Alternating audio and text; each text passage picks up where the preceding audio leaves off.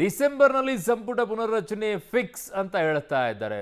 ಹೌದು, ಫಿಕ್ಸ್ ಆಗೇ ಆಗುತ್ತೆ, ಇದರಲ್ಲಿ ಯಾವ ಅನುಮಾನನೂ ಇಲ್ಲ. ಸೊ ಸಂಪುಟ ಪುನರ್ರಚನೆ ಸುಳಿವನ್ನ ಸಚಿವ ರಾಮಲಿಂಗಾರೆಡ್ಡಿ ಕೊಟ್ಟಿದ್ದಾರೆ. ಡಿಸೆಂಬರ್ನಲ್ಲಿ ಪುನರ್ರಚನೆ ಆಗುತ್ತೆ. 7-8 ಹಿರಿಯ ಶಾಸಕರ ಸಚಿವ ಸ್ಥಾನವನ್ನ ಕಾಯ್ದಿದ್ದಾರೆ. ಅವರಿಗೂ ಕೂಡ ಸಚಿವ ಸ್ಥಾನ ಕೊಡಬೇಕಲ್ವೇ ಅಂತ ಬೆಂಗಳೂರಿನಲ್ಲಿ ಸಾರಿಗೆ ಸಚಿವ ರಾಮಲಿಂಗಾರೆಡ್ಡಿ ಹೇಳಿಕೆಯನ್ನ ಕೊಟ್ಟಿದ್ದಾರೆ.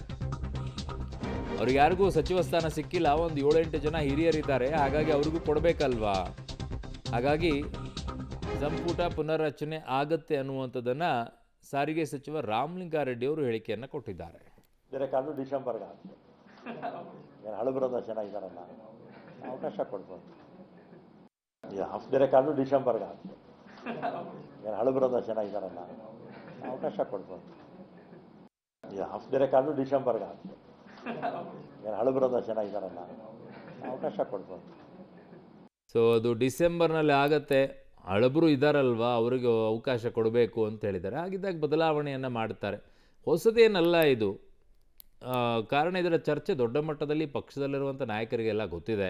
ಡಿಸೆಂಬರ್ನಲ್ಲಿ ಆಗೇ ಆಗುತ್ತೆ. ದ ಕ್ವಶನ್ ಈಸ್, ಸಂಪುಟ ಪುನರ್ರಚನೆ ಆಗುವಂಥ ಸಂದರ್ಭದಲ್ಲಿ CM ಬದಲಾವಣೆಯು ಕೂಡ ಆಗುತ್ತಾ ಅನ್ನುವಂಥದ್ದು ಭಾಳ ಇಂಪಾರ್ಟೆಂಟ್ ಆಗಿದೆ. ಸೊ ಆಗುವಂಥ ಮಂತ್ರಿಗಳದ್ದು ಹೊಸ ಬದಲಾವಣೆಗಳು ಆಗುವಂಥದ್ದು ಹಾಗೇ ಆಗುತ್ತೆ, ಅದರಲ್ಲಿ ಯಾವ ಅನುಮಾನವೂ ಇಲ್ಲ. ಬಟ್ ಮುಖ್ಯಮಂತ್ರಿಯ ವಿಚಾರದಲ್ಲಿ ಭಾಳ ಚರ್ಚೆ ಇದೆ.